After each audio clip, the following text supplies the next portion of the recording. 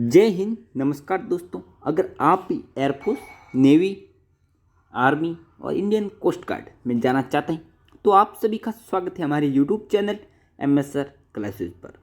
तो दोस्तों, इसके अंदर जीके जीएस के इतना हार्ड तो क्वेश्चन नहीं आते, बट क्वेश्चन आते हैं, वो भी जीके के वे क्वेश्चन आते हैं जो कि फिक्स हैं, यानी कि चेंज नहीं होते हैं। मोस्टली स्टैटिक जीके इसके अंदर पूछा जाता है। तो चलिए दोस्तों, बिना किसी देरी के आज हम अपनी क्लास को स्टार्ट करते हैं। एक बात मैं आपको बता दूं, अगर आपको ये क्लास पसंद आए, यानी कि आपको क्लास को एंड तक देखना है और पसंद आए तो आपको रेस्पॉन्स देना है कि आपको क्लास कैसी लगी। अगर अच्छी लगी तो आप हमारे चैनल को लाइक करना तथा हमारे यूट्यूब चैनल को सब्सक्राइब करके हमारे यूट्यूब फैमिली का हिस्सा जरूर बनना। तो दोस्तों, आज की क्लास का हमारा पहला क्वेश्चन है, योजना आयोग द्वारा भारत को 2020 ईस्वी तक विकसित राष्ट्र बनाने के उद्देश्य से तैयार किया गया दृष्टि पत्र क्या है। तो दोस्तों, उस दृष्टि पत्र का नाम है इंडिया विजन 2020, जिसके तहत भारत को विकसित राष्ट्र बनाने का उद्देश्य रखा गया था। नेक्स्ट है, भारतीय अर्थव्यवस्था के उदारीकरण का अग्रदूत किसको कहा जाता है। तो दोस्तों, डॉक्टर मनमोहन सिंह, जिन्हें हम भारतीय अर्थव्यवस्था के उदारीकरण का अग्रदूत कहते हैं। नेक्स्ट है, भारत में पहली पंचवर्षीय योजना कब शुरू की गई।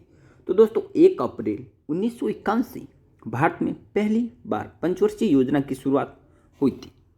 नेक्स्ट क्वेश्चन है, बुल एवं बियर शब्द किससे संबंधित है। दोस्तों, आपने शेयर बाजार का तो सुना ही होगा, उससे रिलेटेड है बुल एवं बियर। नेक्स्ट है, अंत्योदय कार्यक्रम का उद्देश्य क्या था। तो दोस्तों, अंत्योदय कार्यक्रम होता है, इसका मुख्य उद्देश्य रहता है गरीबों में सबसे अधिक गरीबों की सहायता करना। नेक्स्ट है, ग्रामीण क्षेत्रों में गरीबी के आंकलन हेतु किस सूचकांक को आधार माना गया है। दोस्तों, इसका सही आंसर है कृषि श्रमिकों की उपभोक्ता मूल्य सूचकांक, जिसको ग्रामीण क्षेत्रों में गरीबी के आंकलन हेतु सूचकांक को आधार माना गया है। नेक्स्ट क्वेश्चन है, भारत निर्माण योजना का संबंध किससे है। तो दोस्तों, भारत निर्माण योजना का संबंध है अवस्थापन विकास से संबंधित थी भारत निर्माण योजना। नेक्स्ट, किस प्रदेश में सर्वाधिक अनुसूचित जनजातियां निवास करती हैं। तो मध्य प्रदेश, यानी कि मध्य प्रदेश के अंदर सर्वाधिक अनुसूचित जनजातियां निवास करती हैं। क्वेश्चन नंबर 9 है, भारत सरकार के बजट के कुल घाटे में किस घाटे का सबसे अधिक योगदान। तो दोस्तों, प्राथमिक घाटा। नेक्स्ट क्वेश्चन है, यानी कि क्वेश्चन नंबर 10, प्रथम पंचवर्षीय योजना में किस क्षेत्र को सर्वाधिक प्राथमिकता दी गई। तो दोस्तों, कृषि क्षेत्र, यानी कि भारत एक कृषि प्रधान देश है, तो इसके तहत भारत की प्रथम पंचवर्षीय योजना थी, इसके अंदर कृषि को सर्वाधिक प्राथमिकता दी गई थी। नेक्स्ट क्वेश्चन है, इस समय भारत का सबसे बड़ा राष्ट्रीयकृत उद्यम कौन सा है। तो दोस्तों, वह है भारतीय रेलवे, जिससे भारत को सबसे अधिक मुनाफा या फिर आय प्राप्त होती है। नेक्स्ट क्वेश्चन है, बजट घाटा का क्या अर्थ है। दोस्तों, इसका अर्थ है कुल प्राप्तियों एवं कुल खर्च के बीच का अंतर, जो कि बजट घाटा का अर्थ है। नेक्स्ट क्वेश्चन है, भारतीय रिजर्व बैंक की स्थापना कब की गई। तो दोस्तों, 1 अप्रैल 1935 के अंदर भारतीय रिजर्व बैंक की स्थापना हुई थी। नेक्स्ट क्वेश्चन है, भुगतान संतुलन के विपरीत होने की दशा में कौन सा कदम स्थिति सुधारने में सहायक होगा।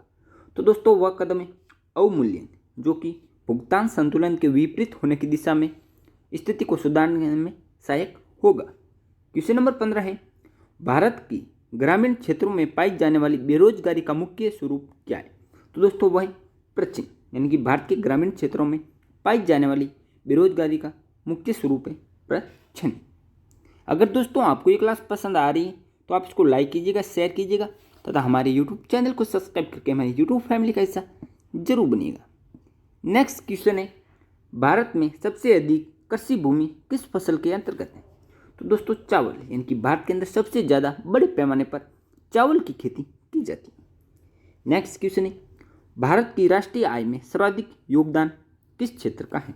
तो दोस्तों, वह क्षेत्र है विनिर्माण क्षेत्र, जो कि भारत की राष्ट्रीय आय में सर्वाधिक योगदान देता है। नेक्स्ट है, पंचवर्षीय योजनाओं के इतिहास में भारत की सर्वाधिक असफल योजना किस योजना को माना गया। दोस्तों, तृतीय पंचवर्षीय योजना, जिसको पंचवर्षीय योजनाओं के इतिहास के अंदर भारत की सर्वाधिक असफल योजना माना गया है। नेक्स्ट क्वेश्चन है, राष्ट्रीय विकास परिषद का पदेन अध्यक्ष कौन होता है? तो दोस्तों वह होता है प्रधानमंत्री, जो कि राष्ट्रीय विकास परिषद का अध्यक्ष या पदेन अध्यक्ष होता है। नेक्स्ट क्वेश्चन है, भारत में कर्मचारियों के महंगाई भत्ते निर्धारित करने का क्या आधार है? यानी कि भारत में कर्मचारियों के जो महंगाई के भत्ते होते हैं वो किस आधार पर निर्धारित किए जाते हैं?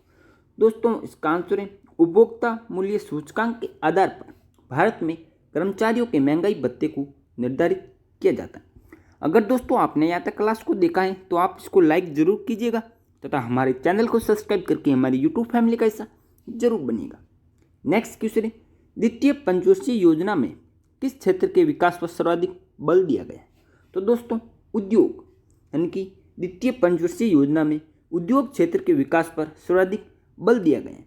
दोस्तों प्रथम पंचवर्षीय योजना में तो कृषि को बढ़ावा दिए गए और द्वितीय पंचवर्षीय योजना में उद्योगों को बढ़ावा दिया गया है। नेक्स्ट क्वेश्चन है, किस अर्थव्यवस्था में मुद्रा के मूल्य और कीमत स्तर के बीच क्या संबंध होता है? दोस्तों प्रतिलोम अर्थव्यवस्था में मुद्रा के मूल्य और कीमत स्तर के मध्य में संबंध होता है, जो है प्रतिलोम। क्वेश्चन नंबर 23 है, अंडा उत्पादन में भारत का विश्व में कौन सा स्थान है? तो दोस्तों अंडा के उत्पादन में भारत विश्व के अंदर कुल तीसरे स्थान पर आता है।